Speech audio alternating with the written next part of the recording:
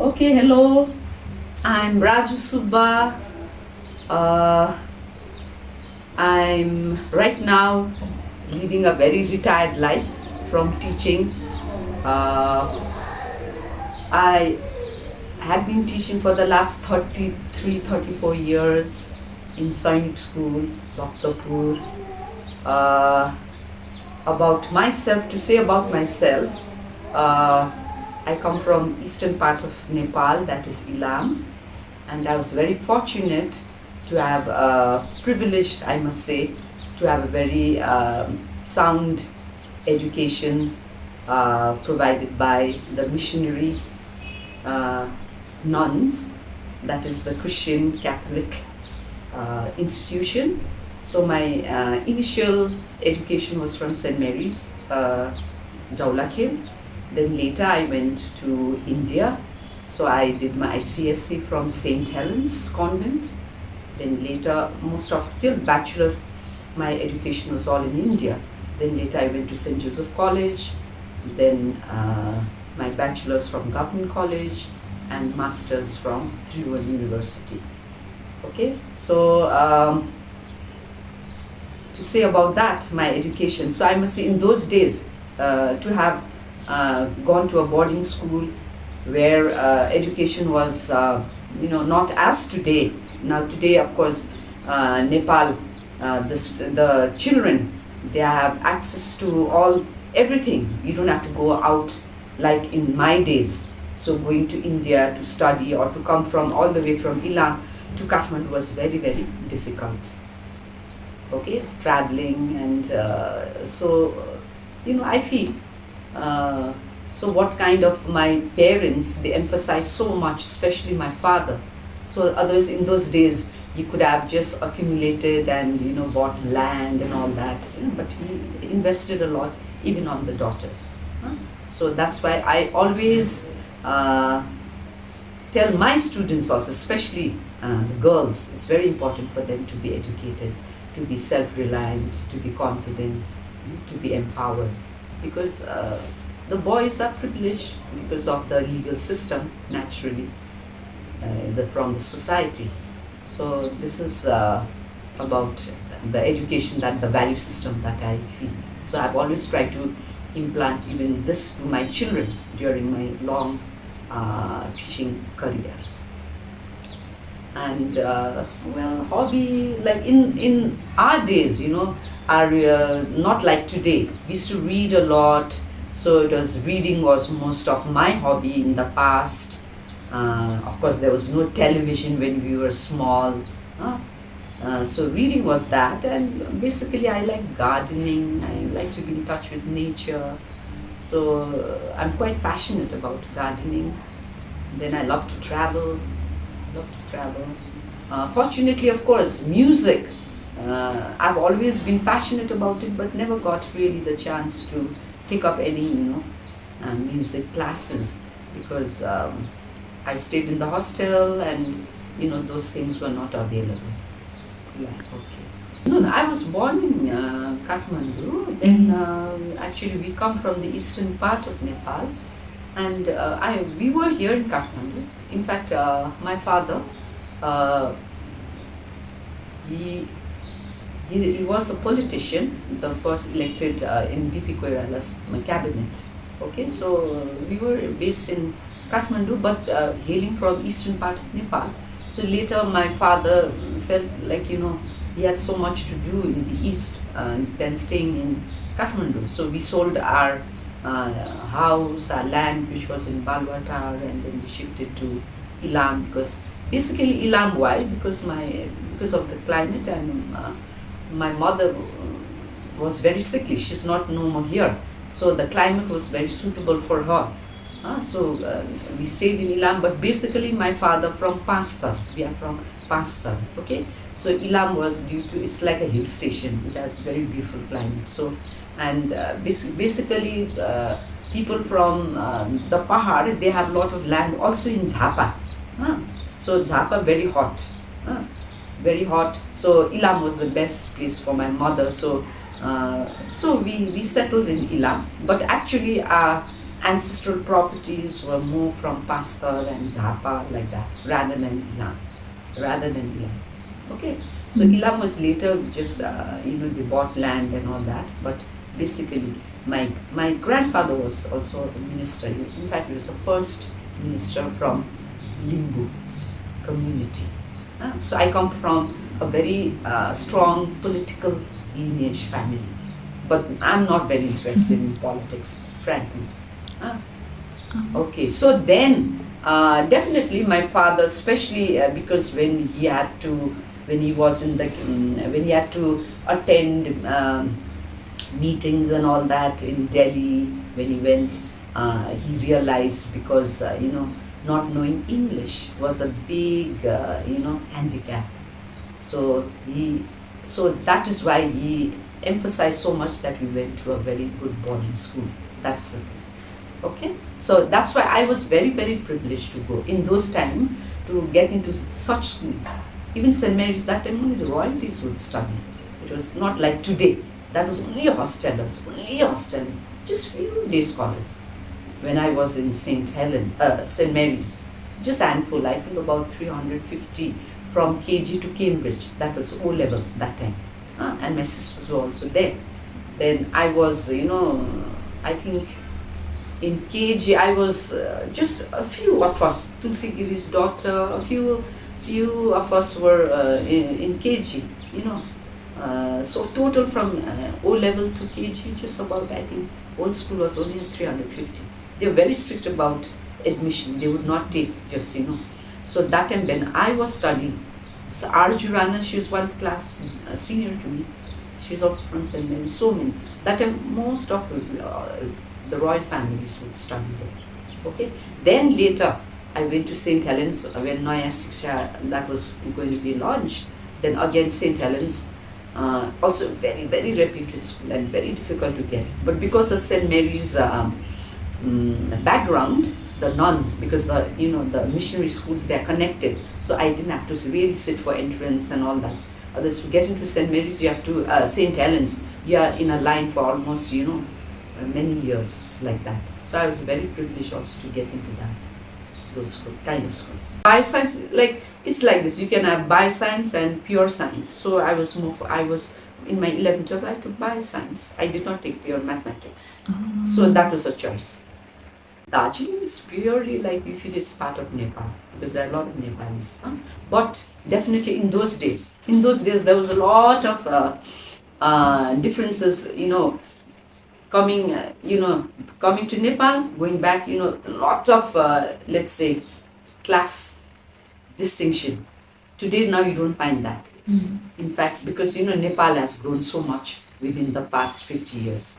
Others, when we would come home, like we could see the difference, because over there, even the chowkidar would have tea and cup and those, fine, because the British upbringing in Darjeeling, very refined. They are not very rich, but then the way they carry themselves. But in Nepal, we are filthy rich, We have bigas and bigas of land, but as a standard of living, our lifestyle, very traditional and crude. That time I used to find that kind of. So India very much ahead from that time. India definitely, because I've also toured the whole of South and all that. Okay.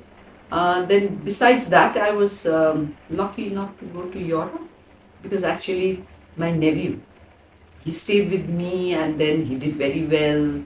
All my, because maybe I'm a teacher, all my, nephews, they come and stay with me. And then he passed from St. Xavier's, he did very well, he got into Jacobs, then he said, Pupu, in my graduation I'll invite you. So because of that, I was, I was lucky enough to travel all of Europe, because Schengen visa, you can travel so many countries. So that is basically Germany, but you can go to France, you can go to Switzerland, Italy, Czechoslovakia, Prague, so many, 7, 8 countries. Then second time also, then I went to Belgium, Holland, then that was from school. That was because of your transcendental meditation. All my education was in missionary Catholic nuns. So I was groomed. In fact, only after, before getting married also, I was doing my masters. I was not at home, away from home, always. So my value system, I never believed in, like, when you have periods, you cannot touch this, that. So during our winter holidays, when I would go home, because in India, Darjeeling, Kurseong, you get 3 months winter holidays, no other, and Dasan just 10 days, no. So, but then when you come home, then my mom used to say, like, when you get a period, don't touch this, that. Like, I used to find it so, so I used to tell lies. Because I never believed, because I'm nuns. I used to always, I had that logical mind. I would question my mom, and I would say, I know, mommy, like, यस्तो छुयो भने then why हाम्रो nuns स्कुलमा the flowers, their gardens are so well maintained. Now, over here, you cannot touch flower, you cannot touch water, you can this and that. And I used to find that all bullshit. I said, what has that connected with it? And what is path? For me, sin was always being dishonest, telling lies, those kind of things, rather than, the ritualistic. So from deep inside, I never followed it. So I never. So just for the sake of my mother, once in 3 months, maybe when I got my period, once I would tell her, but 2 times, most of the time I was, only then I used to be afraid, like, if she would say, go to the puja than and get this and that, that time then, like, that fear, because ritualistic. Otherwise, I never, till now also, I don't believe it. So because that's biological, no? Now, if you don't get your periods, then you are pregnant, isn't it? And it has to come out of your body, isn't it?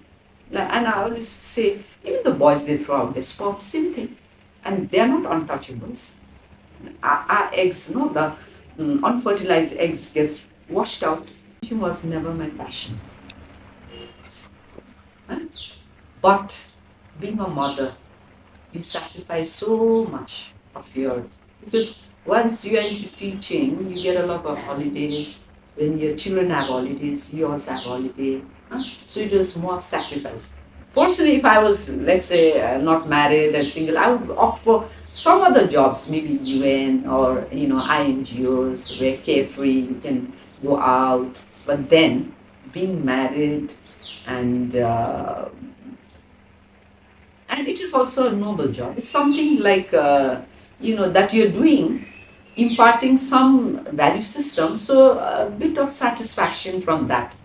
Money wise, monetary wise, so if you go in materialistic, teaching is not going to give you money. Of course, teaching, like, certain subjects like physics, maths, the sirs, the teachers, they do so many to make money. That is different. But to be very passionate about teaching as such, that was not my first priority. But later, because once you get married, you have family, then for your family, then teaching was something very ideal, because you're doing something, a nobler cause also. Okay. At the same time, you can balance family life, your career, like that. Always, like I told you, teaching was not my first priority. No, I had other, like, in fact, when I just passed out, I was, that kind of girl, like, not, try to be very empowered and independent. I wanted to work, make money, rather than do my masters, actually. But my father insisted, and I had so many other options. That time, there was no this, not scooty, there was moped. Moped, something like cycle plus, not very powerful. So that time, I think the first lot, I was the second lot moped to drive. That time, girls would not drive. So to go to the university was very difficult, because I couldn't catch the local bus. And my father saw me, because I was raised up in a very, very refined way, like everyone getting through the window, that long Saja bus would come from Ratnapak to go to Kirtipur. had, because from I've just come from Darjeeling, and then to do math. Over there, no one pushes you, no one, everyone is so courteous, and I went to a very refined school, so it was a kind of that kind of maybe personality. And my father went on watching me. I couldn't get in through the door. Some are going from the windows, that big, big windows. Huh? Then my father felt sorry. I couldn't get into that bus. Huh? Then my father thought, oh, it's so difficult. And then anyway, uh, then my father said, you have to push yourself and go. But then how do you push? No, boys were so ill-mannered, so ill-mannered. Huh? So, so that was the time. Then, okay, I got the opportunity. Then I bought a moped. Though I couldn't ride a bicycle, but very quickly I learned. So I used to drive. And everyone used to think that I was a Japanese. Huh? Because that time, like, no girls would drive. No girls would drive. That time I used to drive. And then I had very short hair, and straight from maybe a young complexion also. I used to look more like used to say like I'm Japanese, not Nepali. Huh?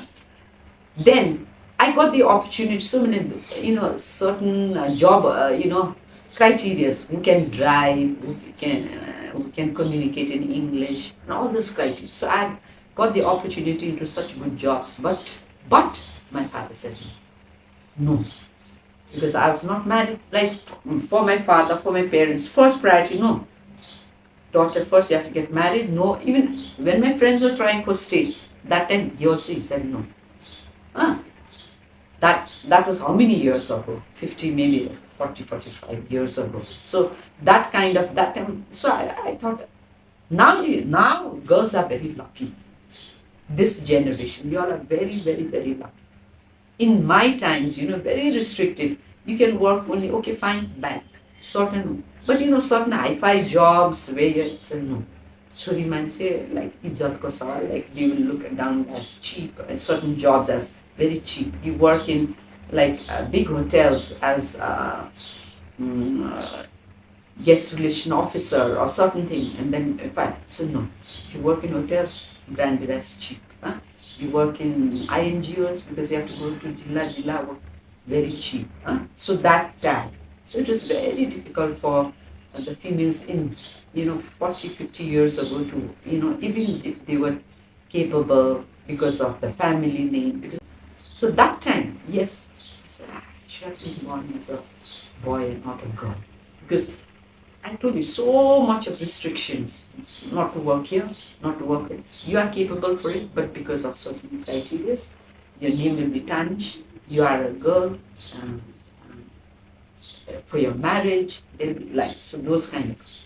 But now all that is no more, labeling is no more there nowadays. So girls are lucky now, this generation. Teaching actually text, no, text is there, anyone can teach, I feel, subject matter. I know. Like it is nothing very, I never used to feel very creative about that. Huh? The content is there. Even I always say very good students, you don't have to teach them. They can read, and in small little problems they can learn themselves. Huh? It's not a big thing. But to give them the value system, their life, what is going to influence them, that they cannot get from anywhere. Subject content, you open a book, you can get. But certain things, because from my experience, from my value system, from my education, what I got from, that you cannot get from the books, no. So soul to soul touch. So when the children, as you said, what you learn from, like, just not impart, as a teaching, just imparting the content of the textbook is not a big thing for me. But understanding a child and, preparing that child to come out of that difficult situation and to see life in a proper way, that is challenging. And if you can do that, if you can, I think then you've done something worthwhile. So in all my teaching career, So certain students, I feel so sorry for them from deep inside, because they don't have certain, because of their family background, because of their parental issues, so many issues. No one understands. The teachers just imparting the content of the book is not actually a teacher. Uh, That I to anyone can, even a very bright student can just learn and get it. But seeing life, how to sail through life as a teacher, and to that is the most important thing in my teaching career. And I used to enjoy that more, when children come with their problems, and when it gets solved, and then they're happy, and that is a satisfaction there, rather than teaching that content. I pity oiliko generation students, because when we were young, our school life was so fun, no? We are not pressurized getting this GPA. Yeah, definitely, do well in your subjects. That is there. But then now it is so competitive. You cannot help even the parents, because there's limited seats, limited thing, and then the teaching, learning is no more fun for the children. It is very stressful. Okay, very stressful, especially country like Nepal, because the government cannot give you any opportunities. It's all individually. If you do well, if you score high, then your marks are good, then maybe you may get your life opportunities may be better. Huh? So I pity the children of today, students. Lot of stress, lot of stress. And today is changing. When we were small, we were so happy with simple things. Today it's the challenge of your time. What you say? Okay, you have to go according to the times. So the children are no more happy with simple things. Huh? So they are exposed to so much of materialistic. There's no limit to it. And then definitely when you see your desires are there, huh? Parents may afford, may not afford. Huh? You see, so it gives a lot of stress to the children. A lot of stress. So, and everyone is not born with all the capacities, and that we should understand. So some may not be very good at academics, but they may be very good at other things. So that is what, to make them see the individual first. What am I good at? Just because someone is very good at mathematics, scores high, and gets the opportunity to go to USA, he or she, they start comparing, no? So, but the most important thing, even the parents, the society, now we should raise our children in such a way not to be, in that rat race, and rather than first see, develop how much your potential within you, what the first search for the potential within you, and whatever is good in you, you enhance that. Then you have less stress. As you said, multitasking. You have to be good in mathematics, you have to be good in this, good in that. You cannot. Everyone cannot multitask. You cannot excel. You'll excel in one, but you cannot excel in all. The very few people can do that. So for today's children, uh, core life value, to be happy. What gives you? Just money. Yeah, money is a very strong motivating factor, and definitely, yes, money can buy all the good things, all the luxury. But remember that even the multi-billionaires, they have everything. They have committed suicide. They are not happy. So when you don't have money, definitely money you feel is everything. But we have to teach our children from very young age. Yeah, money is not everything. But then you see in society they see that. But rather than that, first see what the potential you have. Sometimes we are pushing our children into this and that, because you go into this, you have more scope, you make more money. But that child may or may not have that potential. So that gives a lot of stress to the children. So first, make the children see the potential within themselves. They can be just very good at dancing. They can, earn money, make a living by just being an Arabic teacher. or music, like that. Not necessarily. Everyone cannot be academics. Okay. So that's the thing. But sad to say, but the generation, this 21st century, present children, present day generation, the children are frustrated. That's why everyone is leaving Nepal. That is why. And when you just go to the foreign country, it's not that you're going to have a good life. You have to struggle like anything. You have the comfort of your home, security, isn't it? Love. There's something, but we are not going to miss all that, and we are all on own. And everyone cannot balance. So some can be very mentally sick out there, and parents will not know. So we should make it very clear to the children of today's generation. Yes, it's very stressful, very stressful, because everyone is only going after money. Okay, that is the thing.